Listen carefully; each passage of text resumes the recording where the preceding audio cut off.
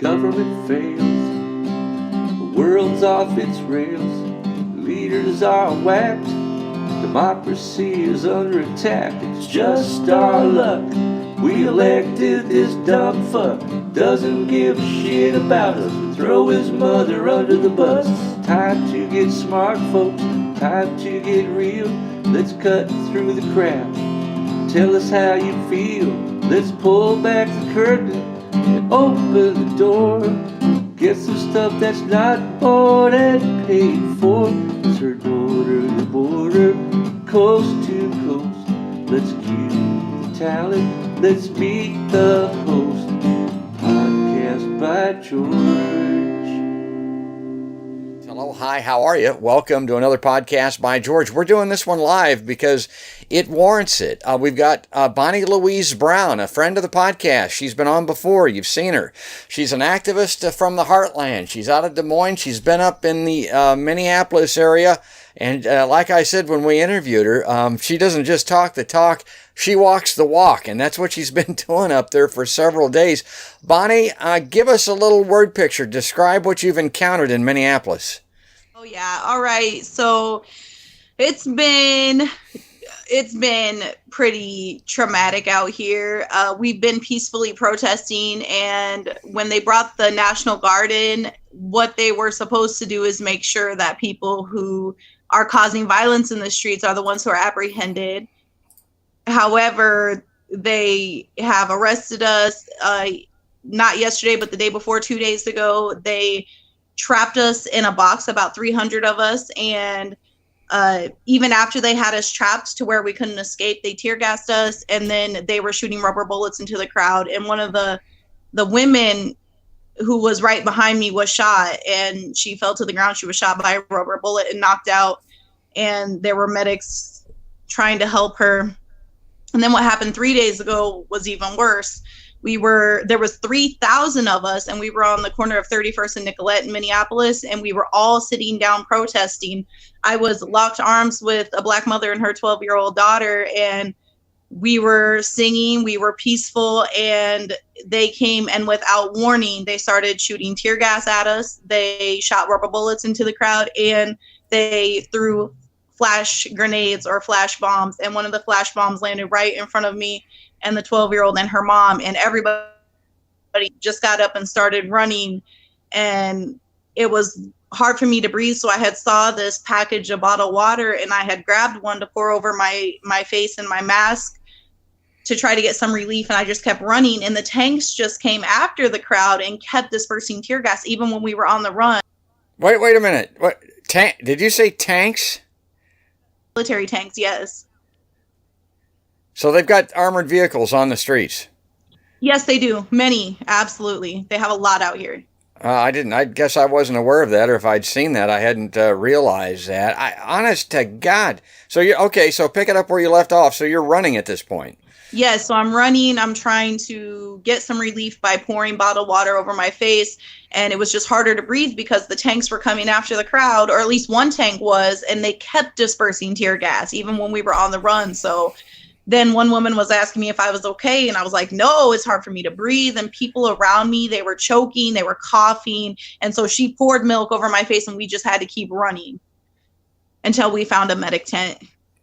You know, I've seen the milk being used, and I've been a farm boy. I know it does have some purpose. I remember as a kid that's how you tried to get rid of a skunk smell. Does that milk really work, or is water just as good? No, I'd say milk works better. I would say it works better. Does it? Yes.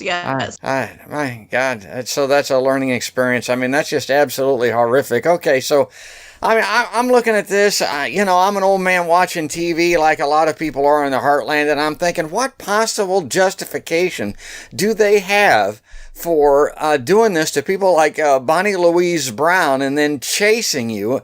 Can you envision any rationale on their part? Was anybody confused? Was anybody mistaken? Was there any way this could be anything but purposeful with malice?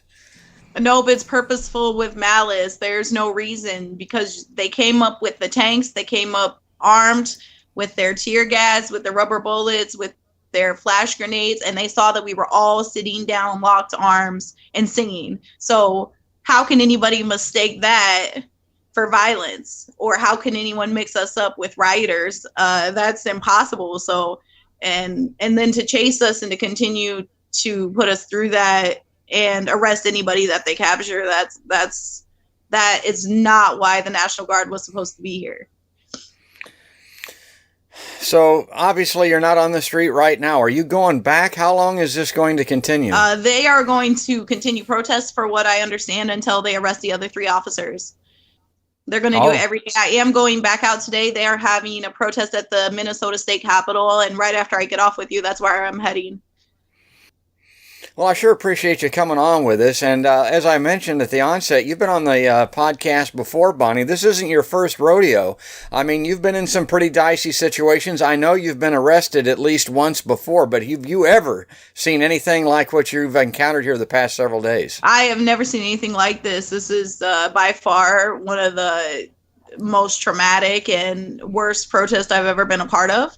I've never seen so much brutality from police on the part of peaceful protesters. And even I was interviewing a nurse, a registered nurse from here in Minneapolis yesterday, and she was telling me that the National Guard shot her hand. She had a sign up that said she was a registered nurse. She was providing medical aid to protesters and to journalists. She said journalists were being shot here.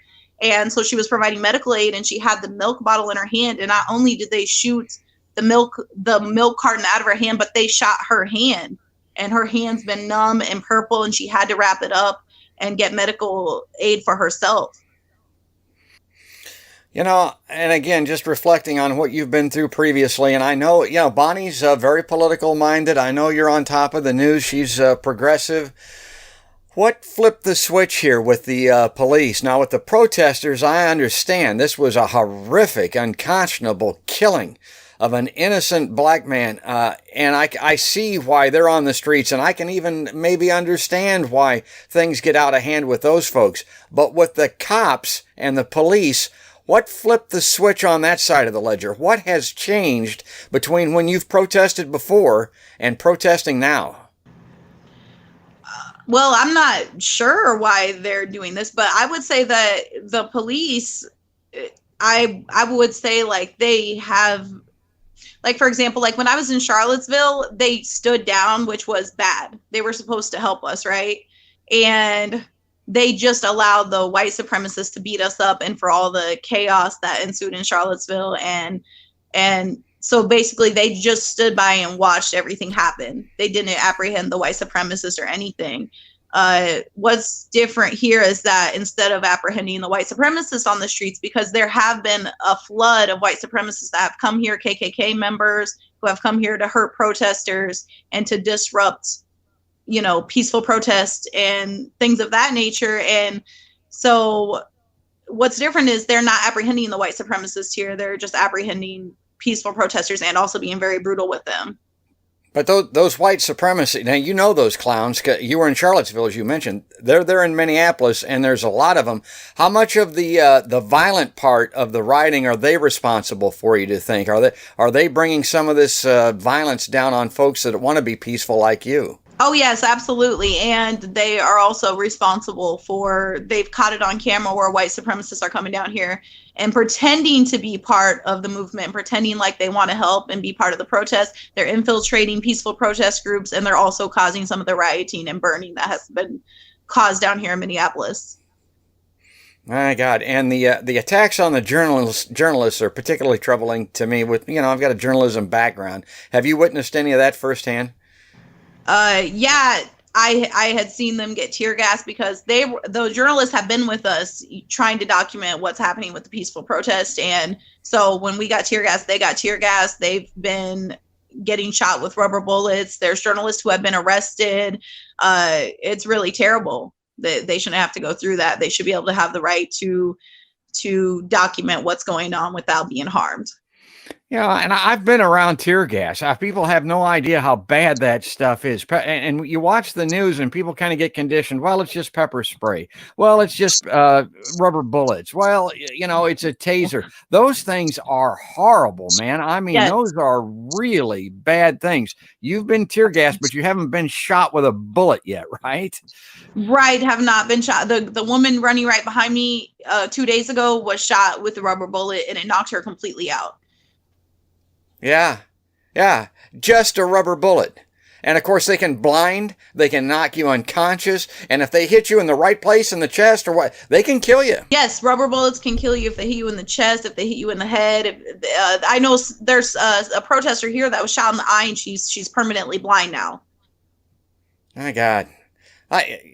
Good on you, Bonnie. I mean, my heart goes out to you, and it's just great what you're doing. I mean, I really appreciate these boots on the ground, the people that walk the walk. Like I said, when I started, and we got to let you go because I know you want to get back at it. If you could just wrap it up for us a little bit here, and just tell us your final thoughts as we wrap up this podcast by George. All right, sure. Well, I've been seeing the protesters in Iowa, and I just want to say, keep up the good work out there. I know that they just recently put a curfew out for, I think it was 9 p.m. Mm-hmm. And I know some people are pushing back. Some very prominent activists over there are pushing back on that curfew and saying that it disrupts the Black Lives Matter movement and kind of silences them. So I agree with that, and I hope that they'll still be out there and taking a stand and making a change. So I'm very proud of the protesters that have been out in Iowa and doing the great work out there too. Well, Bonnie, I'm proud of you, and I know a lot of my viewers are too, and you have a right to do what you're doing, so good on you, and keep doing it. But even though you've got a right to do this, you got to take care of yourself. You got to be careful, kiddo. I mean, don't get hurt. I mean, we love you, Bonnie. All right, good I love luck, you guys too. And to everybody up there, folks, that's Bonnie Louise Brown, just taking a break here, just getting ready to get back at it. I mean, it's just great stuff from Minneapolis, Minnesota, on the podcast by George Liveline. And folks, if you like this, please subscribe to my YouTube channel, follow us on Facebook and Twitter and all those places, and we'll check in again, hopefully, when this is all over with, and hopefully there's been some movement, some resolution, something positive come from this for Bonnie and her followers and groups up in Minneapolis. But for right now, folks, that's going to wrap it up. That's going to do it. That's another podcast by George.